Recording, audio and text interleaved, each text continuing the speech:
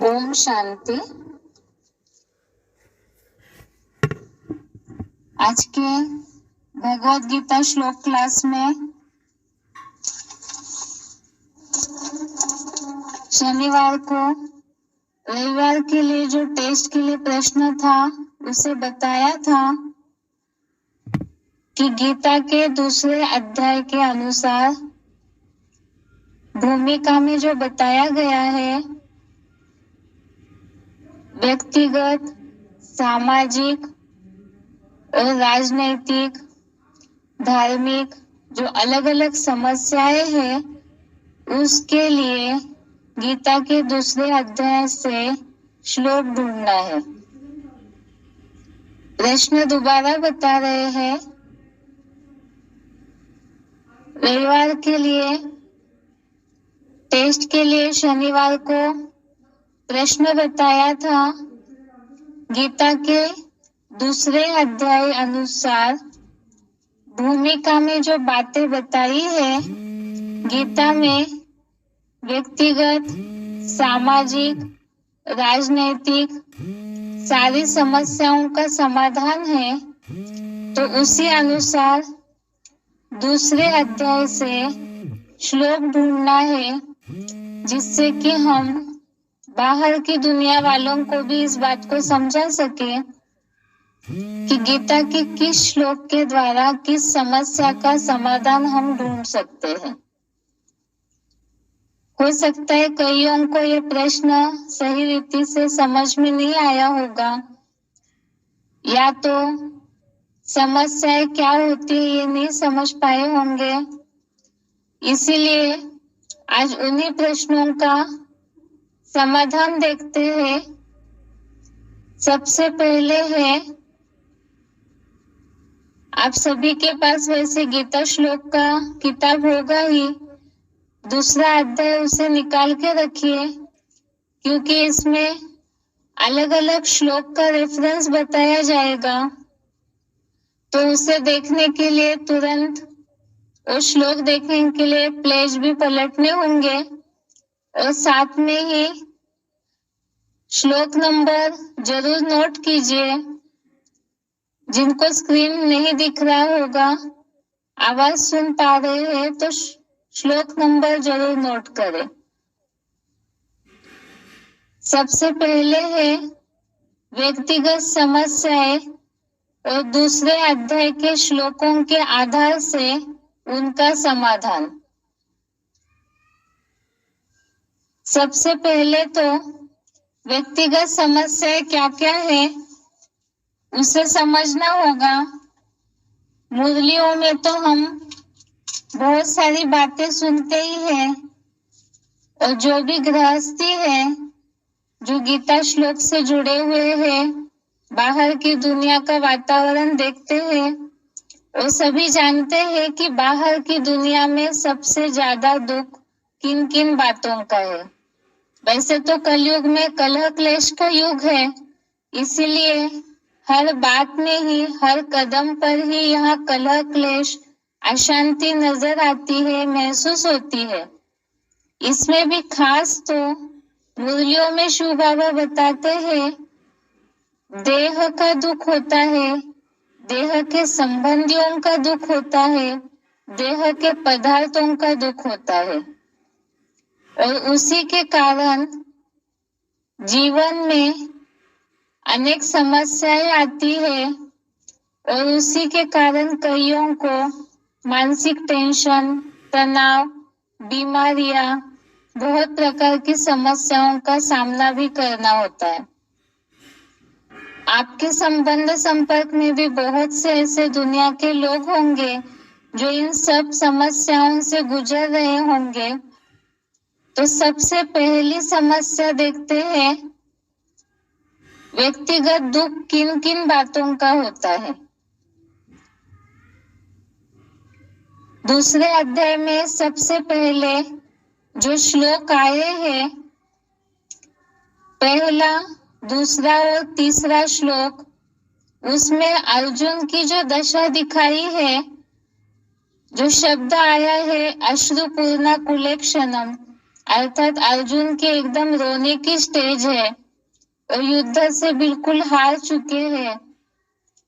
और जो शब्द आया है श्लोक में, शुद्ध हृदय की दुर्बलता को छोड़कर उठो, तो ऐसी समस्या अर्थात ऐसी अवस्था अर्जुन की क्यों आई? तो ये भी सभी के लिए समस्या है। ज्ञान में चलने वालों के लिए हो सकता है परसेंटेजली कम और दुनिया वालों के लिए ज्यादा। तो संबंधियों का मोह और उसके कारण सच्चाई के मार्ग पर, भगवान के श्रीमत पर न चलने की कायरता। सबसे पहली समस्या है संबंधियों का दुख। अब संबंधियों के दुख के कारण और दुख निर्माण क्यों होता है? क्योंकि संबंधियों के प्रति कहीं ना कहीं मोह है, अटैचमेंट है, और उसी के कारण सच्चाई के मार्ग पर या भगवान की श्रीमत पर न चलने की कायरता निर्माण होती है। अब इसे कैसे समझेंगे? पहले तो अर्जुन का उदाहरण लेकर के समझते हैं, तभी हम लोगों को भी इस बात को समझा पाएंगे कि सबसे ज्यादा, ये बात तो सभी जानते हैं कि आज दुनिया में सभी स्वार्थी हो चुके हैं। स्वार्थी होने के कारण सभी ही अपने स्वार्थ पूर्ति हेतु ही जी रहे हैं। लेकिन ऐसे होने के बावजूद भी ज्ञान में चलने वाले भी बहुत से ऐसे गृहस्थी होंगे जो कि पूरी तरह से, जिस तरह से ज्ञान में एक्टिव होकर चलना चाहिए, चारों सब्जेक्ट में पूरी तरह से सहयोग देना चाहिए, वैसे नहीं दे पाते हैं, क्योंकि कहीं ना कहीं परिवारजनों का बंधन होता है या जिनके संबंध संपर्क में है उनका भी बंधन होता है। इसके कारण ही ज्ञान में जैसे चलना है वैसे नहीं चल पाते हैं। तो अर्जुन को भी ये स्थिति इसीलिए आई, जो दूसरे अध्याय में पहला श्लोक आया है, और बिल्कुल रोने की स्थिति में है, जिसके लिए बताया कि ऐसे रोने की स्थिति में जो अर्जुन है वो, उनके अंदर अनार्य सेवित स्वर्ग में न ले जाने वाली मलिनता निर्माण होने लगी। और इसीलिए ही हृदय, जो शब्द बोला है गीता में, शुद्ध हृदय की दुर्बलता, अर्थात ही कमजोरी आने लगी मन में, बहुत सारे जो उनके निगेटिव विचार चलने लगे। इसी के कारण ही वो युद्ध करने के लिए तैयार नहीं हो रहे थे। अर्थात जो सच्चाई का मार्ग है, धर्म अधर्म के बीच का युद्ध है, उसके लिए तैयार नहीं हो रहे थे। इसीलिए ही संबंधियों का मोह ये सबसे पहली समस्या है। दूसरी बात है, दूसरा दुख मित्र संबंधियों की बीमारी या उसके मृत्यु का दुख। इसके लिए तो आत्मा से रिलेटेड जो श्लोक है उसे देख सकते हैं। ज्यादातर जो बोला है कि ये तो मृत्यु लोक है, मृत्यु लोक होने के कारण यहाँ पर तो जन्म और मरण ये तो निश्चित है, लेकिन इसे दुनिया वालों को हमें गीता के आधार से समझाना है।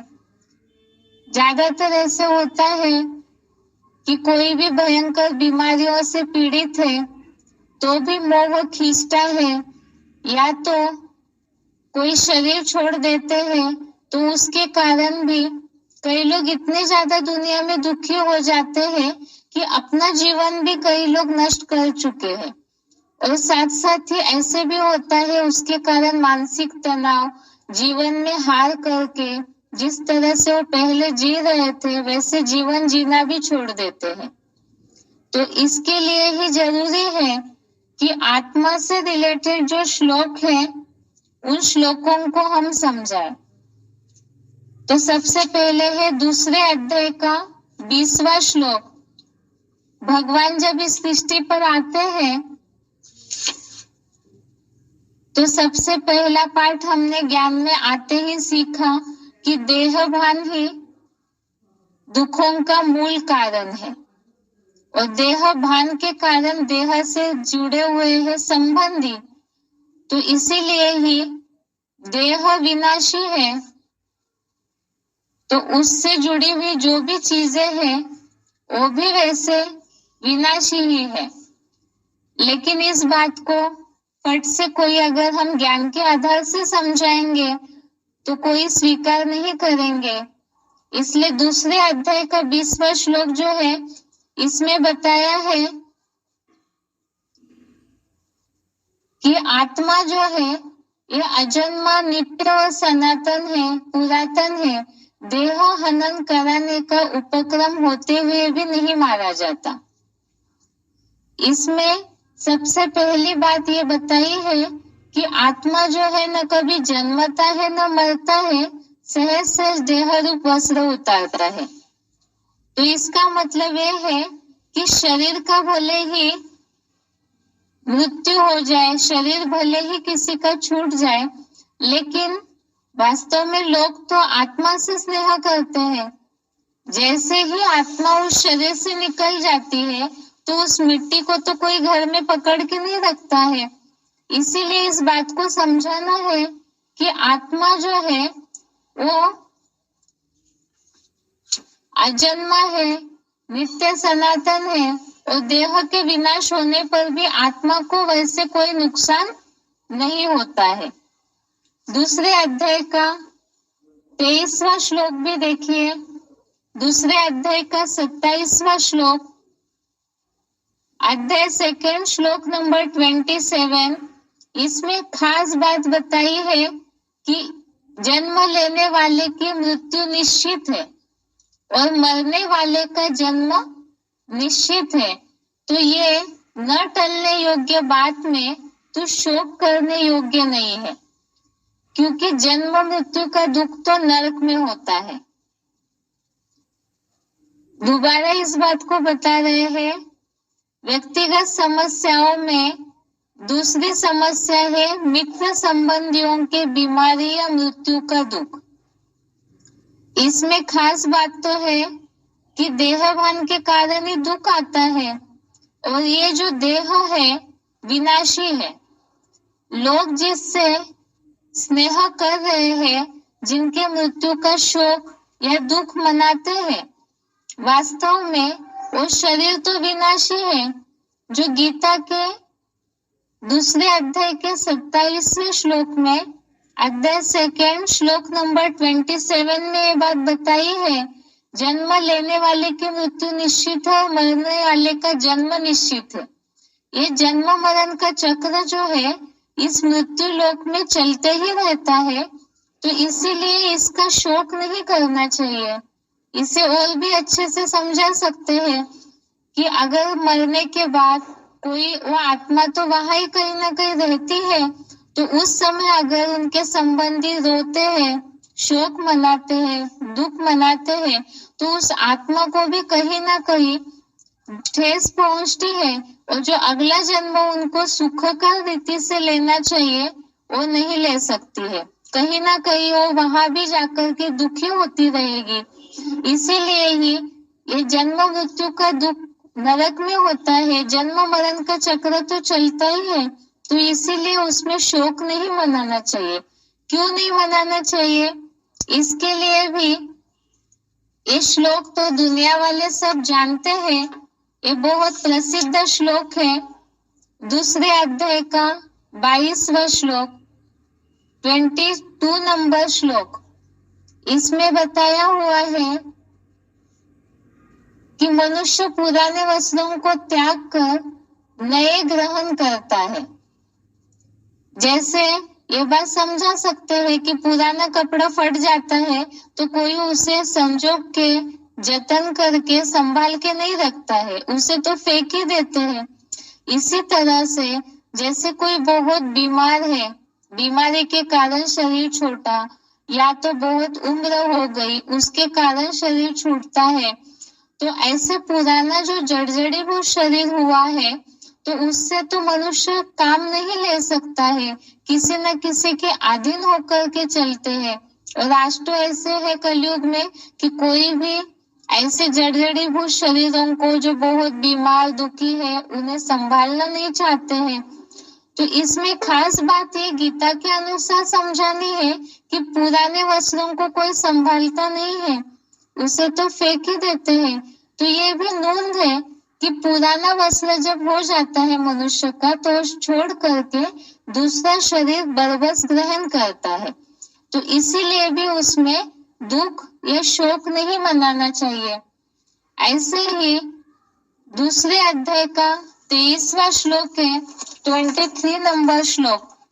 इसमें जो बताया है कि आत्मा को शस्त्र नहीं काटते हैं, अग्नि नहीं जलाती है, हवा भी नहीं सुखाती है। ये श्लोक तो ज्यादातर, ये दो श्लोक 22, 23, ये श्लोक दुनिया में भी बहुत फेमस है। जो 23 नंबर का श्लोक है, नैनम छिंदन्ति शस्त्राणि, इसमें तो आत्मा को तो इस दुनिया की कोई भी भौतिक चीजें कोई नुकसान नहीं पहुंचा सकती है।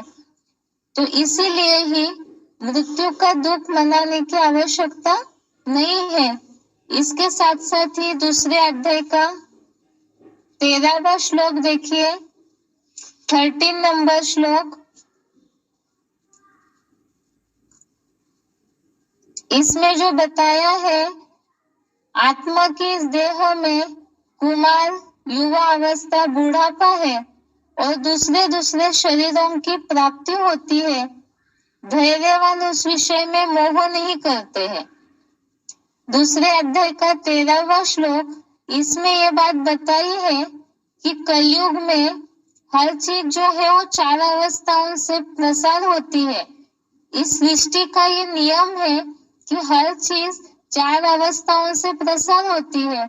इसमें कलयुग में भौतिकवाद बढ़ने के कारण या पंचभूतों में मनुष्यों की बुद्धि अटकने के कारण देह जो है उत्तरोत्तर ज्यादा क्षीण अवस्था को प्राप्त होता है और उसके बाद शरीर छोड़ करके दूसरे शरीर की प्राप्ति होती है।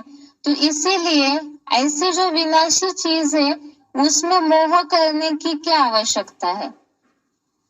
ऐसे ही दूसरे अध्याय का 30वां श्लोक है, अध्याय 2 श्लोक नंबर 30।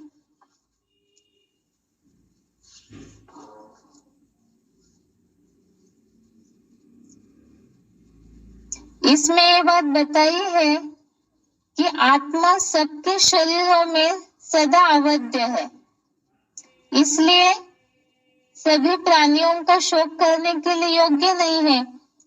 तो ये बात समझाई जा सकती है गीता के आधार से कि आत्मा का कोई भी कुछ बिगाड़ नहीं सकता है। जैसे किसी का अचानक एक्सीडेंट हो जाता है या बहुत ऐसी बीमारियां है उसके कारण शरीर छूटा है, तो इस बात को समझाया जा सकता है कि आत्मा जो है वो तो अवध्य है, आत्मा का कोई नुकसान नहीं होता है। ये बात फिर से रिपीट कर रहे हैं कि वास्तव में लोग जिनसे स्नेह करते हैं तो शरीर से स्नेह करते हैं, लेकिन शरीर से तभी स्नेह होगा जब उसमें चैतन्य आत्मा उपस्थित होती है। जैसे ही वो आत्मा निकल जाती है तो उस शरीर जो मुर्दा पड़ा है, मिट्टी है, उससे कोई स्नेह नहीं करता है। तो इसीलिए ही आत्मा का कोई भी कुछ बिगाड़ नहीं सकता है। इसीलिए ही आत्मा जो है वो सबके शरीरों में अवध्य है, इसीलिए ही उसका शोक करने के लिए योग्य नहीं है। अगली बात है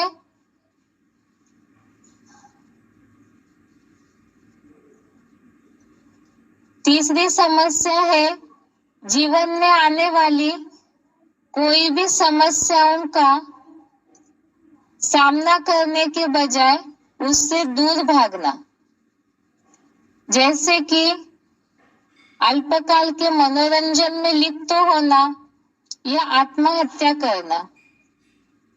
इसे थोड़ा सा अच्छे से समझते हैं पहले। जीवन में आने वाली समस्याएं तो बहुत वैरायटी प्रकार की है। जैसे कोई अच्छा बिजनेस कर रहे हैं तो बिजनेस करते करते उनको अचानक ही नुकसान हो जाता है, बिजनेस में घाटा हो जाता है, या कई बार चोरी चकारी हो गई, आग लग गई बिजनेस में, कुछ भी ऐसी घटनाएं होती है। इसके साथ साथ अचानक ही मार्केटिंग के कारण ऊपर नीचे हो जाते हैं बाजार के रेट, उसके कारण ही नुकसान हो जाता है। इसके अलावा जैसे बहुत ऐसे समाचार होते हैं दुनिया में, जैसे बच्चे ही है परीक्षा में फेल हो गए, डांट डपट मिली उनको, तो भी ऐसे बच्चे कहीं ना कहीं गलत संगत में फंस जाते हैं। माता पिता ने डांटा, टीचर्स ने डांट डपट की, तब भी बच्चे बिगड़ जाते हैं, हठी हो जाते हैं।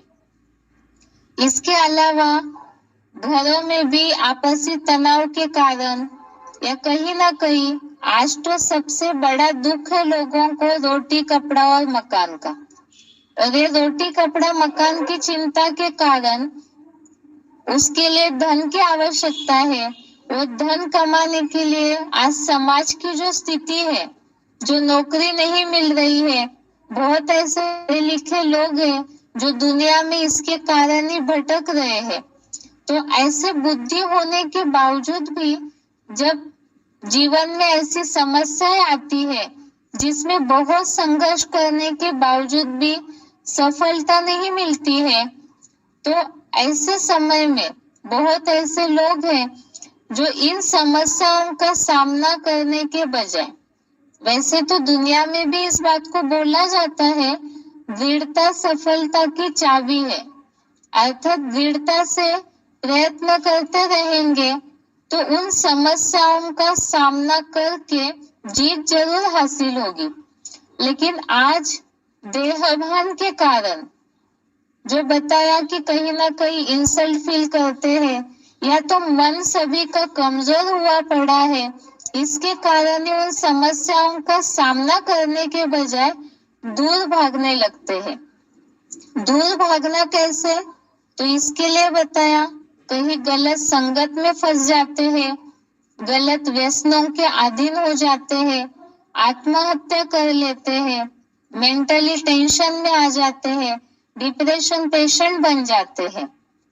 तो जीवन में आने वाली समस्या रोटी कपड़ा मकान, उससे रिलेटेड धन की समस्या, उसके अलावा ही कहीं ना कहीं जैसे धोखा मिल जाता है कई बार जिन संबंधी संपर्कियों के साथ है, कईयों के ऐसे संबंधी है स्वार्थ के कारण धोखा देते हैं।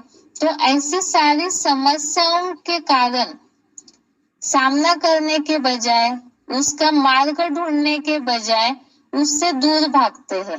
और दूर भागना मतलब बताया कि अल्पकाल के मनोरंजन में लिप्त होना, जैसे व्यसनों के अधीन होते हैं, संग के रंग में बहुत सारी ऐसी गलत चीजों का अनुकरण करने लगते हैं, आत्महत्या कर लेते हैं, या तो मेंटल टेंशन इतना ज्यादा बढ़ता है कि डिप्रेशन आ जाता है लोगों को।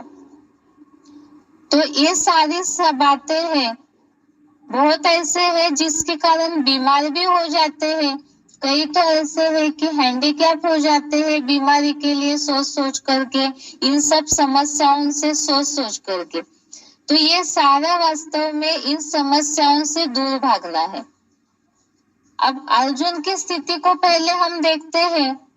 जहां युद्ध करने के लिए भगवान ने अर्जुन को प्रेरित किया, तो उसी समय अर्जुन युद्ध भूमि से जो युद्ध करने के लिए तैयार नहीं हो रहे थे, पहले तो रथ पे बैठ गए, युद्ध से हिम्मत हार गए। जैसे ही उन्होंने समस्याओं को देखा, सगे संबंधियों को देखा, तो हिम्मत हार के बैठ गए, युद्ध करना नहीं चाह रहे थे, पीछे हट रहे थे। तो इसी तरह से लोगों के जीवन में भी आज दुनिया में बहुत ऐसी समस्याओं के कारण लोग युद्ध से हार रहे हैं, जीवन का जो संघर्ष है उससे हार जाते हैं। वास्तव में दुनिया में भी इस बात को बोला जाता है कि आने वाली जो समस्याएं हैं उससे दूर भागने से समस्याओं का समाधान कभी नहीं होगा। इसलिए क्योंकि जीवन एक संघर्ष है और ये संघर्ष को जो जितना खुशी से पार करेंगे, पहाड़ पे चढ़ना है तो आगे बढ़ेंगे ही नहीं, चढ़ने की कोशिश ही नहीं करेंगे तो ऊंचाइयों तक कैसे छू पाएंगे। दूसरी बात है, जैसे बोला जाता है अग्नि में तपकर सोना कुंदन बनता है। जब तक सोने में निखार तभी आएगा जब वो तेज अग्नि में जलेगा, तभी उसमें चमक आएगी। हीरे को भी चमक लाने के लिए बहुत घिसना पड़ता है। दूसरी बात, दुनिया में ये बात बोली जाती है कि समय जो है वो परिवर्तनशील है। दुख में ऐसे लगता है कि समय बीत नहीं रहा है, लेकिन उन समस्याओं का अगर हम खुद मार्ग ढूंढेंगे हिम्मत से तो जरूर सफलता मिलेगी ही मिलेगी। और समस्याओं को हम समस्या के रूप में भी क्यों देखें, परीक्षाओं के रूप में देखें। और परीक्षा जो है वो लंबे समय की तो नहीं होती है, 2-3 घंटे का पेपर होता है, 4-5 घंटे का पेपर हो सकता है। और ये जीवन जो है वो तो बहुत लंबा चौड़ा है, इसीलिए कुछ समय के लिए परीक्षाएं आएगी, लेकिन अगर उससे दूर भागते हैं तो जिस ऊंचाई तक पहुंचना चाहिए उस ऊंचाई तक नहीं पहुंच पाएंगे। इसे कैसे समझेंगे? जैसे भगवान ने अर्जुन को समझाया कि युद्ध के बाद ही उनके लिए स्वर्ग के गेट खुल रहे हैं, अर्थात कोई भी समस्या का सामना करने के बाद ही कोई अच्छी चीज की प्राप्ति हो सकती है। ऐसे कहीं नहीं होता है कि कोई बहुत बैठे बैठे है, कोई बिल्डिंग बनाने वाले हैं और बस फाउंडेशन के पत्थरों के पास बैठे और सोचे कि अब बिल्डिंग बन गई, तो केवल सपने सजाने से तो बिल्डिंग नहीं बनेगी, कर्म करने पड़ेंगे। तो इसी तरह से ये जो युद्ध है वो तो करना ही होगा, तब ही जैसे लोगों को इस बात को समझाना होगा। भगवान ने जैसे अर्जुन को इस बात को बताया कि युद्ध के बाद ही उनके लिए सहज ही अनायासी स्वर्ग के गेट खुल रहे हैं, इसी तरह से ही दुनिया वालों को भी, जो भी इन समस्याओं से घिरे हुए हैं, उनको इस बात को समझा सकते हैं कि वास्तव में जितना सामना करेंगे इन समस्याओं का तो उतना ही उससे पार होते जाएंगे। और परीक्षा जो है वो तो अनुभवी होने का साधन है, नहीं तो जो बोला जाता है ठोकर खाके ठाकुर बनते हैं। इन परीक्षाओं से जितना आगे बढ़ते जाएंगे तब ही तो देवताओं की मूर्तियों को भी बहुत ठोका जाता है, तभी वो बहुत अच्छी, जिस मूर्ति में जितना ज्यादा श्रृंगार होता है, महीन श्रृंगार होता है, उसको उतना ही महीनता से ठोका जाता है। तो इसी तरह से ऊंचाइयां जो छूते हैं लोग, तो उनको उतना ही महीन और जीवन में बहुत ऐसी परीक्षाएं आएगी जिनका सामना करने के बाद ही जो स्वर्ग के सुख, अर्थात दुनिया वालों के हिसाब से तो है खुशी की प्राप्ति होना, और हम इस बात को गीता के आधार से ज्ञान से टैली करके समझ रहे, तो हमारे लिए है कि स्वर्ग जो है उसके गेट खुल रहे हैं। लेकिन यहाँ हम खास ये सारे श्लोकों को इसीलिए समझ रहे हैं ताकि दुनिया वालों को समझा सके। अब ये समस्याएं जो आती है इसे समझने के लिए खास बात दूसरे अध्याय का 14वां श्लोक, अध्याय 2 का 14 नंबर श्लोक देखिए। ये श्लोक है मात्र स्पर्शास्तु कौन्तेय, अर्थात जिसमें खास बात बताई है इंद्रियों के विषय तो परिवर्तनशील है। सर्दी गर्मी सुख दुख दाता है, आने जाने वाले हैं। अभी से हम लोगों को इस तरह समझा सकते हैं, ये जो प्रकृति है इसका नियम है, इसमें तो ठंडी गर्मी सारे मौसम बदलते ही रहते हैं। अभी मौसम आ रहे हैं तो कोई मनुष्य, कोई साइंस ऐसा नहीं होगा जो इस प्रकृति को ये कहे कि हमें ठंडी सहन नहीं होती है, ठंडी नहीं आने देना इस साल, ऐसे तो कोई नहीं बोलेगा। इसी तरह से ही जीवन में ये सारी समस्याएं जो है सर्दी या गर्मी की तरह आती ही रहेगी। ये जो परीक्षाएं हैं ये तो आते ही रहेंगे, कभी सुख कभी दुख। जो बोला है जीवन इसी का नाम है जिसमें सुख दुख आते जाते रहते हैं, लेकिन इससे जितना सहन करेंगे ये तो सदैव टिकने वाले नहीं है। इससे जितना सहन करेंगे उतनी ही प्राप्ति होगी। तो इसीलिए जीवन की समस्याओं से भागना नहीं है। जैसे सर्दी गर्मी को, बारिश को सहन करता है हर मनुष्य, जितने भी दुनियावी मनुष्य है वो सब इस मौसम को सहन करते हैं।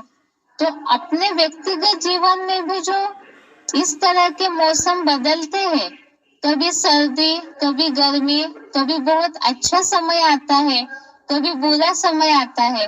तो अच्छा समय आता है तो उसे तो कोई नहीं कहता चले जाओ, इसी तरह से बुरा समय जो है वो भी पार हो जाएगा, तो उससे हिम्मत नहीं हारनी है। इसके साथ साथ ही जीवन की समस्याएं अर्थात युद्ध का क्षण है, परीक्षाओं का क्षण है। और गीता में जहाँ युद्ध की स्थितियों वाले श्लोक आए हुए हैं, इसे देखिए। जैसे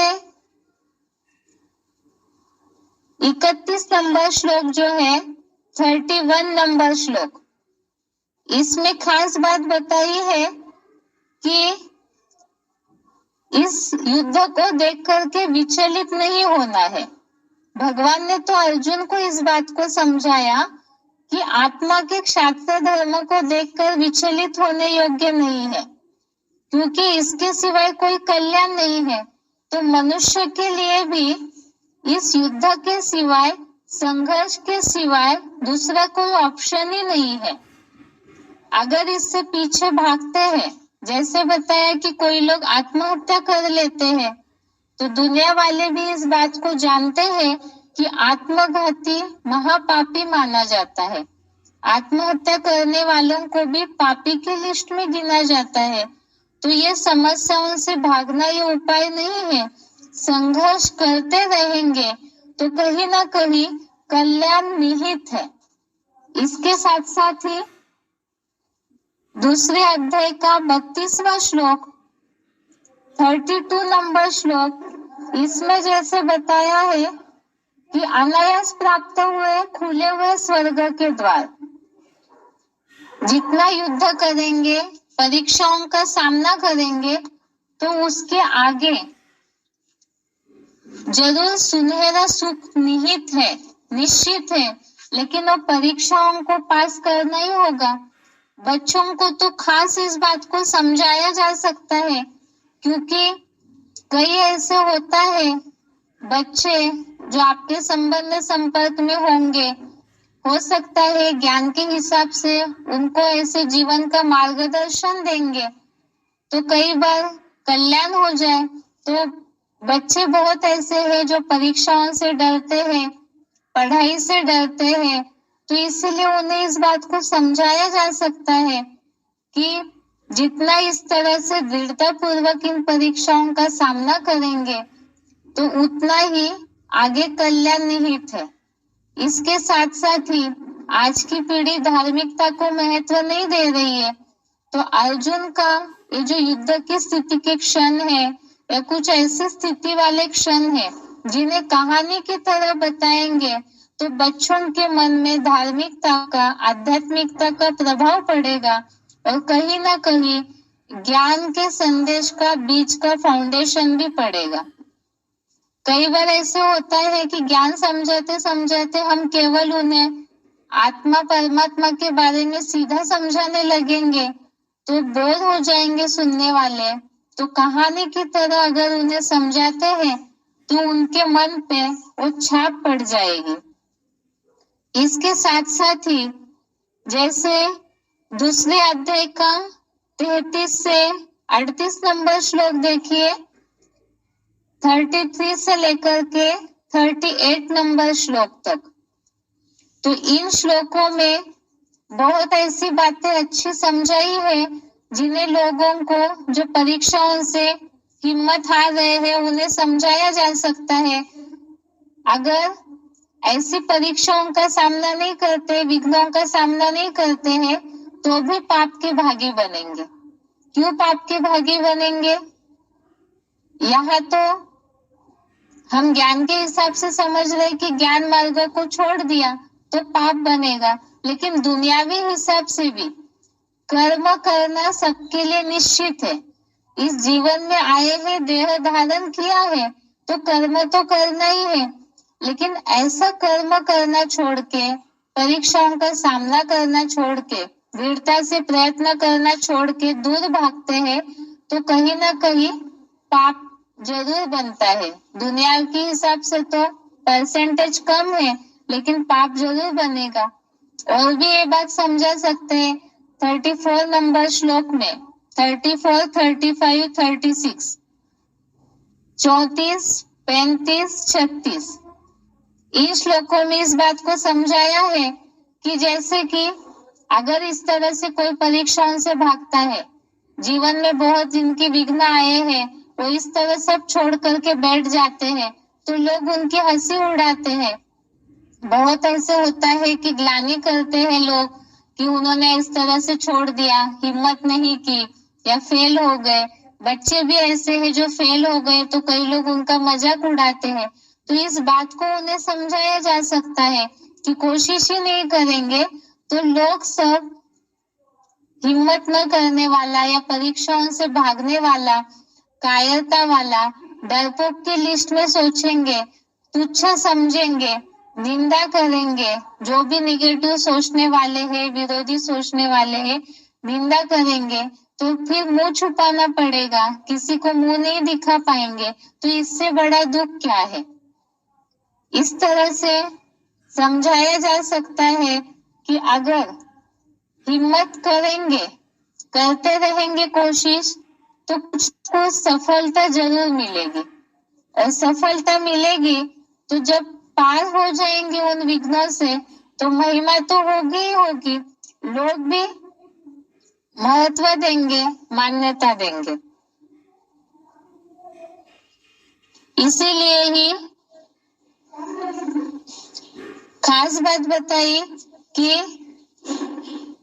जैसे पहले समझा मात्र स्पर्शास्तु कौन्तेय, दूसरे अध्याय का 14वां श्लोक और साथ में ही दूसरे अध्याय का 38 नंबर श्लोक भी देखिए, दोनों में समान बातें आई है कि ये भी होता है कि जब व्यक्ति संघर्ष करता है तो पहले से रिजल्ट के लिए सोचते हैं। स्टूडेंट है तो परीक्षा देते ही सोचते हैं कि इतने मार्क्स आएंगे, उतने मार्क्स आएंगे, और जब नहीं आएंगे तो डाउन हो जाते हैं, डिस्टर्ब हो जाते हैं, डिप्रेशन में आते हैं। तो पहले ही इस बात को भी उन्हें समझाया जा सकता है कि सुख दुख, लाभ हानि, जय पराजय को समान मान कर चलेंगे तभी पाप नहीं लगेगा। अर्थात यहाँ तो इस भाव से समझाया जा सकता है कि रिजल्ट की चिंता न करके कर्म करते रहना है, क्योंकि रिजल्ट की चिंता करके अगर करते रहेंगे तो कहीं ना कहीं अवस्था, मन की स्थिति डाउन हो जाती है, डिप्रेशन आता है।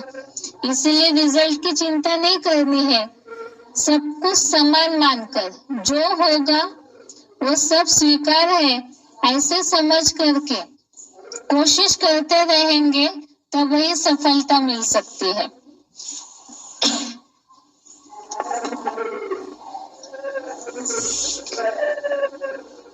इस तरह से हमने इस बात को समझा कि जीवन में जिस तरह से कोई ना कोई समस्याएं तो लोगों को आती है, तो उन लोगों को श्लोकों के आधार से कैसे समझाना है। अभी आगे का पॉइंट है व्यक्तिगत समस्याओं में और बातें आती है कि जैसे बहुत लोग कर्म करते हैं, कई ऐसे लोग भी हैं दुनिया में अज्ञानी होते हुए भी अच्छे गुण उनमें है, अच्छे कर्म करना है, सत्यवादी है, ऐसे ही रहते हैं। ये बात तो सभी अनुभवी होंगे, जिनको भी आपने ज्ञान सुनाया होगा तो कहीं ना कहीं लोग इस बात को जरूर बोलते होंगे कि हम तो बहुत सच्चाई के रास्ते पे चलते हैं, लेकिन कुछ नहीं होता है। ये सब बोलने के लिए बातें हैं। कितने भी सच्चे रास्ते पर चलो तो भी इस दुनिया में तो धोखाधड़ी नूंद है, कुछ ना कुछ होते ही रहता है। जीवन में धक्के मिलते ही है, सब स्वार्थी है। ऐसे बहुत लोग हैं दुनिया में जो अपसेट है इन सब बातों को सोच सोच करके कि हम बहुत सच्चे रास्ते पर चलते हैं, हम किसी को धोखा नहीं देते, हमेशा दान धर्म करते हैं, मदद करते ही रहते हैं, फिर भी हमें सुख क्यों नहीं मिल रहा है। हमें जिस तरह से सफलता मिलनी चाहिए, हमें क्यों धोखा देते हैं लोग, हम सच्चे हैं तो भी। इस कारण से ही बहुत लोग हताश है दुनिया में, डिस्टर्ब है, नाराज है।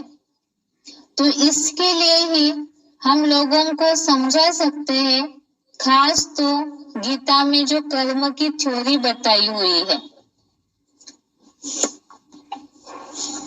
हो सकता है कईयों को, जिनके पास जो भी ऐप से जुड़े हुए हैं उनको स्क्रीन न दिख रही हो, लेकिन समस्याएं जो बता रहे हैं उसे नोट कर लीजिएगा और उसके रेफरेंस में जो श्लोक नंबर बताए जा रहे हैं उसे नोट कीजिए।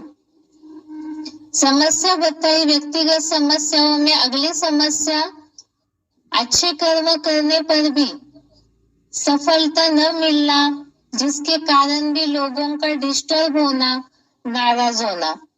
ऐसे भी है कि बहुत लोग अच्छे गुण वाले हैं दुनिया में, बहुत सच्चे रास्ते पर चलते हैं, बहुत भक्तिवादी है, दान धर्म करते हैं, सबको मदद करते रहते हैं, उसके बावजूद भी उन्हें दुनिया में धक्का मिलता है और साथ में ही कहीं ना कहीं नुकसान होना, जीवन में कुछ ना कुछ ऐसे होता है जो लोग अंदर से बहुत हताश है, ऐसे सोचते हैं कि ऐसे जीवन से क्या लाभ। ये बहुत बड़ी अनेक लोगों की दुनिया में समस्या है।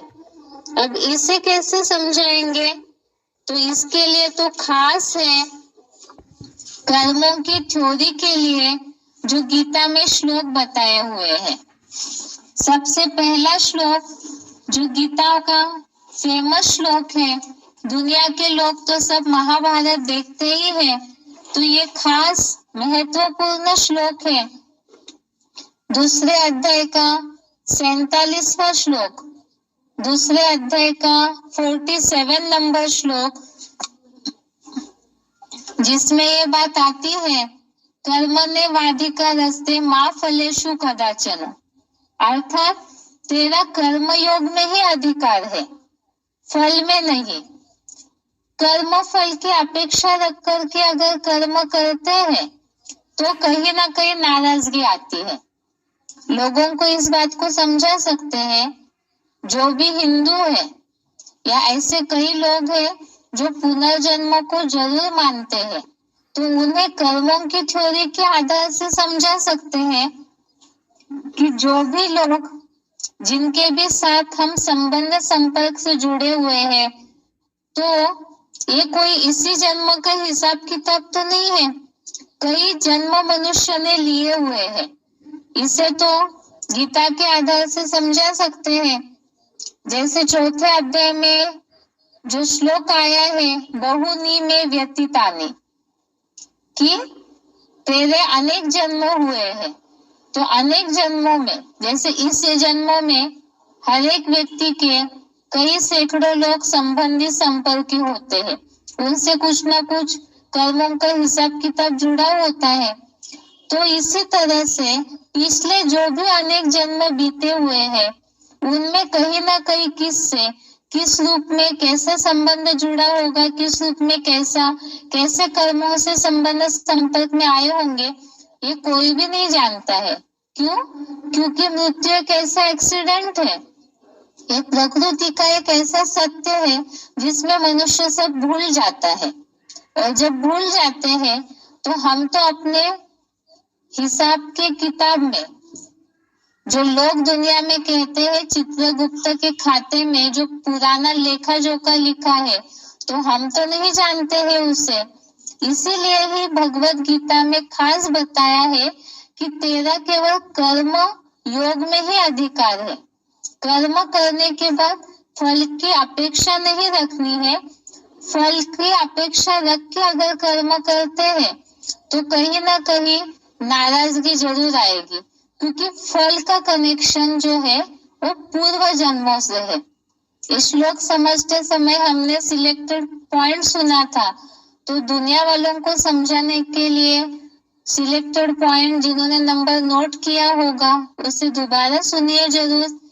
इसमें शिव बाबा ने भी ये बात बताई और हम दुनिया वालों को इस बात को समझा सकते हैं कि कर्म करना इस जन्म का अधिकार है, लेकिन उसका फल जो है वो इस जन्म के कर्म के संकल्प के आधार पर भी जुड़ा है और पुराने जो जन्मों का हिसाब है उससे भी जुड़ा है। इसलिए फल की अपेक्षा नहीं रखना है, क्योंकि उससे मनस्थिति डाउन हो जाती है। जो भी मिले फल के लिए, वही श्लोक है जो अभी अभी हमने देखा कि सुख दुख में समान रहना है, जो 14वां श्लोक है, और साथ में ही 38 नंबर श्लोक, 14 नंबर श्लोक और 38 नंबर श्लोक, इसे देखना होगा, जिसमें बताया है कि कर्म तो करना है, लेकिन फल के लिए ये दोनों बातें सोचनी है कि सुख दुख, लाभ हानि, जय पराजय, इसे समान मान करके युद्ध के लिए तैयार हो जा। तो यह युद्ध माना ही एक कर्म है, ये कर्म करते रहना है और बाकी जो उसका रिजल्ट है, जय पराजय, सफलता असफलता, इसमें समान रहना है। तब ही अंदर से मन को जरूर समाधान मिलेगा और मन इसी से ही शांत रहेगा। इसके साथ साथ ही 47 से आगे और भी श्लोक है जिसमें यही बातें बताई है 48 नंबर श्लोक में कि समत्व ही योग है, अर्थात आसक्ति को त्याग कर कहीं ना कहीं कर्म करते समय जिनसे जुड़े हुए हैं उनसे अटैचमेंट रहता है, तो फिर अपेक्षा रखते हैं सफलता असफलता की, तो इसीलिए अपेक्षा नहीं रखनी है। 12वें अध्याय में भी एक श्लोक आया है, अनपेक्षा सुचिर दक्ष, अर्थात एक भगवान के अलावा जो इस दुनिया में किसी से कोई अपेक्षा नहीं रखता है, ऐसे कर्म करता है दुनियावी लोगों से अपेक्षा न रख करके, तो वही भक्त भगवान को प्रिय है। इसके साथ साथ ही 49 नंबर श्लोक देखिए दूसरे अध्याय का 49 नंबर श्लोक, इसमें खास बात बताई है कि भगवान में बुद्धियोग लगाने के सिवाय केवल कर्म करना अति नीचा है। लोगों को इस बात को समझाना होगा कि कर्म करने के बाद उसका रिजल्ट जो मन में समाधान शांति मिलनी चाहिए, अंतर मन से जो खुशी निकलनी चाहिए, वो न निकलने का मूल कारण है, क्योंकि जो शांति का सागर खुशी का दाता भगवान है उससे बुद्धियोग जुड़ा हुआ नहीं है। उससे दूर रह करके कर्म करते हैं तो ऐसा कर्म जो है वो नीचा कर्म है।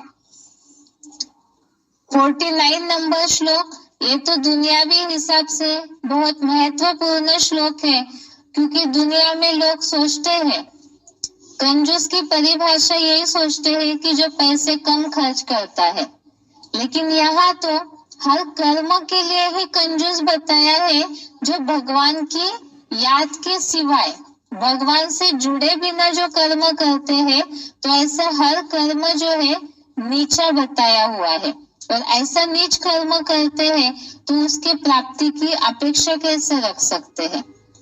अब इसके लिए क्या जरूरी है फिर?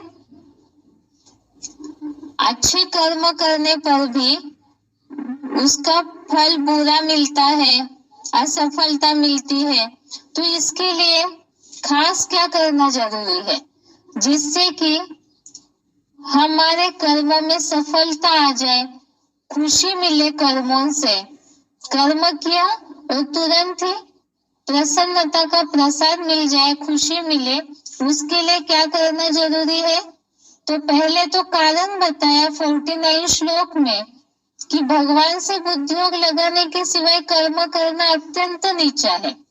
इसीलिए क्या करना है वो बात बताई दूसरे अध्याय का 50 नंबर श्लोक, 50 नंबर श्लोक में बात बताई है कि कर्मों में कुशलता ही योग है।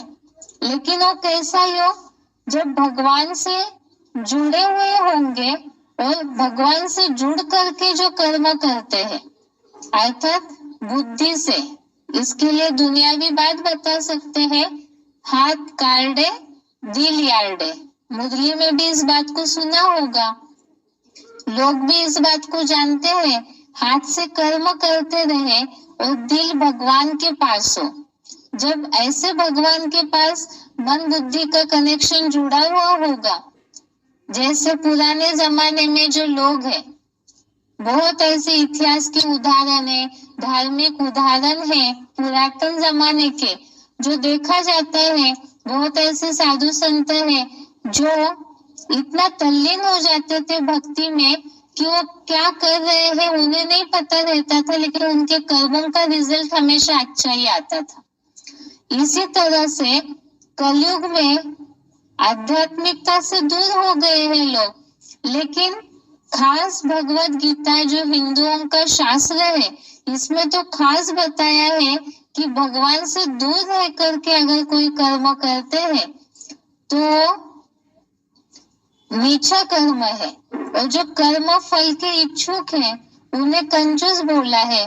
इसीलिए ही भगवान से बुद्धियोग जोड़ करके जो कर्म करेंगे तो वो कर्मों में कुशलता आएगी, और साथ साथ ही उसमें कहीं ना कहीं सबसे पहली तो है खुशी की प्राप्ति होगी। जो भी कर्म करेंगे भगवान से जुड़ करके बुद्धि से याद करके तो उसमें जरूर सफलता मिलेगी।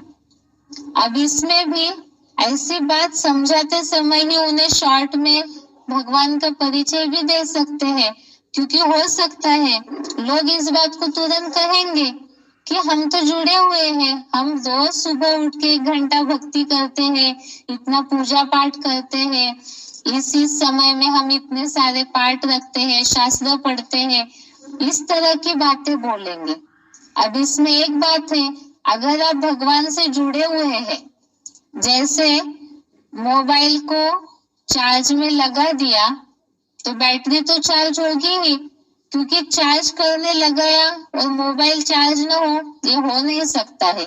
इसी तरह से भगवान जो शक्ति का दाता है, उससे अगर हमारा बुद्धियोग जुड़ा हुआ है तो ये हो ही नहीं सकता है कि हमारे कर्मों में गलती हो।